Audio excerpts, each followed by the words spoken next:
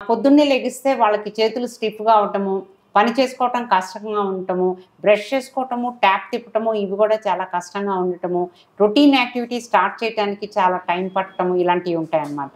So, ఇది rheumatoid arthritis లక్షణాలు. దాంతో పాటు వాళ్ళకి జాయింట్స్, మెయిన్ జాయింట్స్ ఎస్పెషల్లీ నీ అండ్ హిప్ బాగా డ్యామేజ్ అవుతాయన్నమాట. అది రుమటాయిడ్ ఆర్థరైటిస్. అది యంగ్ స్టేజ్‌లో వస్తది. ఆ డిఫార్మిటీస్ అన్నీ చాలా డిఫరెంట్‌గా ఉంటాయన్నమాట. బోన్ గూడా చాలా సాఫ్ట్‌గా ఉంటుంది. అది రుమటాయిడ్ ఆర్థరైటిస్. అది కొంచెం యంగర్ ఏజ్‌లోనే వచ్చేస్తారు పేషెంట్స్.